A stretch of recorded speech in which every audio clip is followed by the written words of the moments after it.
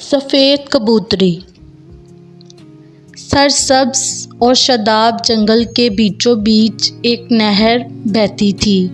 یہاں ایک سفید کبوتری اپنے بچے کے ساتھ بڑے چین و آرام سے رہتی تھی۔ ایک دن کبوتری اپنا دانہ دگنے کی تلاش میں اپنے گھونسلے سے نکلی۔ تھوڑی دیر بعد جب وہ واپس آئی تو اس نے دیکھا اس کا بچہ گھونسلے میں نہیں ہے۔ اس نے اپنے بچے کو گھونسلے کے آس پاس بہت تلاش کیا لیکن اس کا کہیں پتہ نہ چلا۔ کبوتری کا ننھا سا دل غم سے بھر گیا اور وہ یہ طے کر کے گھونسلے سے نکلی کہ جب تک بچہ نہیں ملے گا وہ اسے تلاش کرتی رہے گی۔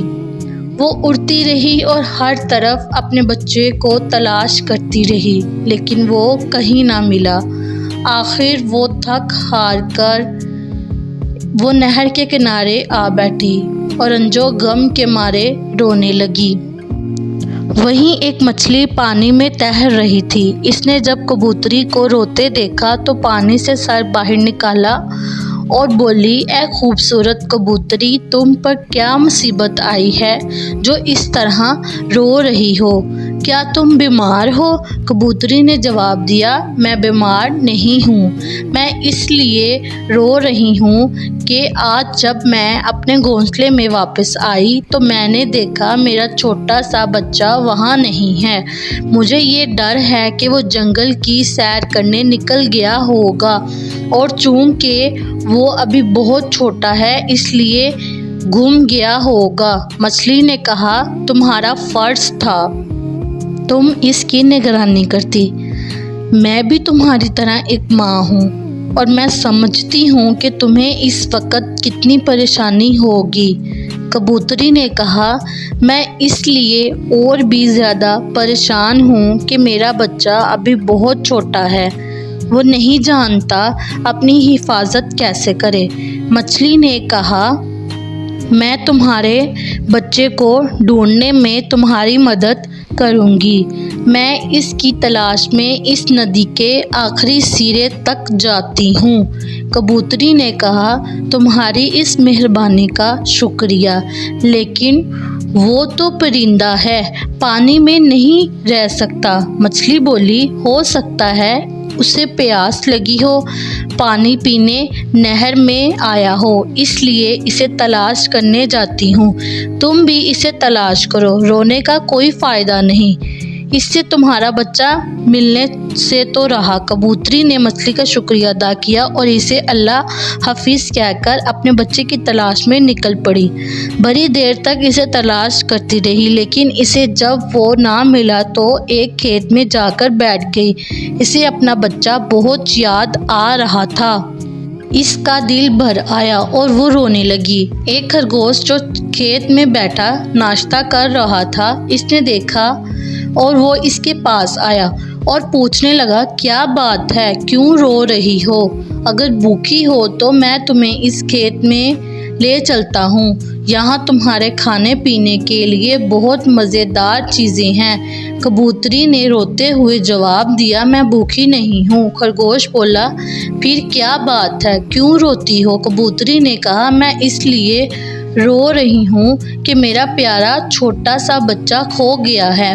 صبح سے یہ وقت ہو گیا ہے، وہ مجھے نہیں ملا، میں نے اسے ہر طرف تلاش کر لیا ہے۔ خرگوش اگرچہ کھانے میں مصروف تھا لیکن اس نے کبوتری کو تسلی دی اور کہنے لگا، پریشان مت ہو، میں تمہارے بچے کو تلاش کرنے میں تمہاری مدد کروں گا، جتنی تیزی سے میں دوڑ سکتا ہوں دوڑوں گا اور سارے جنگل میں اسے تلاش کروں گا۔ کبوتری نے اس کا شکریہ ادا کیا اور اڑ گئی۔ اپنے بچے کی تلاش میں اڑتے اڑتے کبوتری کی نگاہ ایک گدھے پہ پڑی جو ایک کھیت میں کھڑا گھاس کھا رہا تھا۔ وہ اس کے پاس آئی اور پوچھنے لگی، کیا تم نے ایک چھوٹا سا سفید کبوتر دیکھا ہے؟ گدھے نے اپنی پوری حماقت سے جواب دیا، تم بھی عجیب سوال کرتی ہو، کیا تم نے آج تک ایسا گدھا دیکھا ہے؟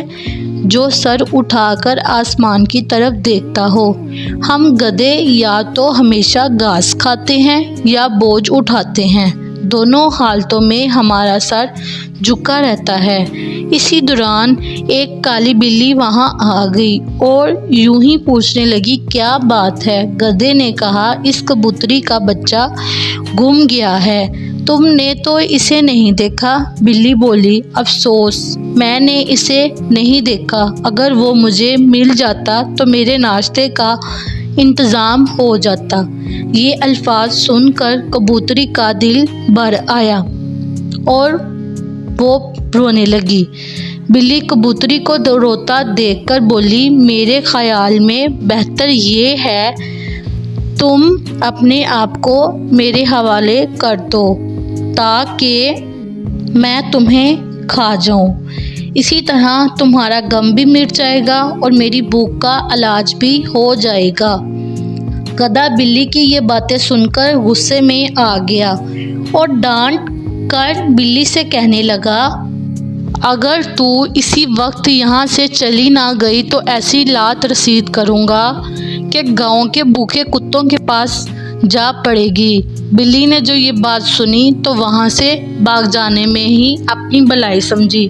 بلی کے جانے کے بعد گدھا کبوتری سے بولا، جلدی کرو، راحت آ رہی ہے، تم اڑ جاؤ، بلی کی باتوں سے خود کو پریشان نہ کرو۔ کبوتری نے گدھے کا شکریہ ادا کیا اور اسے اللہ حافظ کہہ کر اپنے بچے کی تلاش میں اڑ گئی۔ اب رات کی سیاہ چادر آہستہ آہستہ پھیلتی جا رہی تھی۔ تھکی ہاری غمزدہ کبوتری نے اپنے گھونسلے کا رخ کیا۔ جب وہ گھونسلے میں پہنچی تو خوشی سے چلا اٹھی، میرے بچے! اس کا ننھا سفید بچہ گھونسلے میں بیٹھا ہوا تھا۔ کبوتری کی آنکھوں سے آنسو جاری ہو گئے، مگر یہ خوشی کے آنسو تھے۔ اس نے اپنے بچے سے پوچھا، تم کہاں تھے؟ بچے نے جواب دیا، میں ادھر ادھر گھونسلے سے سیر کے لیے نکلا تھا، لیکن جب واپس آنے کے لیے پلٹا، گھر کا راستہ بھول گیا۔ کبوتری نے پوچھا، پھر یہاں تک کیسے پہنچے؟ بچے نے جواب دیا، مجھے راستہ تو یاد نہیں رہا، بس اندر سے کسی نے میری رہنمائی کی اور مجھے یہاں تک پہنچا دیا۔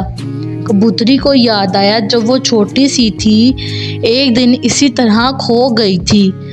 وہ کہنے لگی، میرے بچے ٹھیک کہتے ہو، جب کوئی اپنا راہ کھو دیتا ہے تو گھر کی محبت اس کو راہ دکھاتی ہے اور گھر تک پہنچاتی ہے، چاہے خطرناک دشمن راہ میں بیٹھے ہوں۔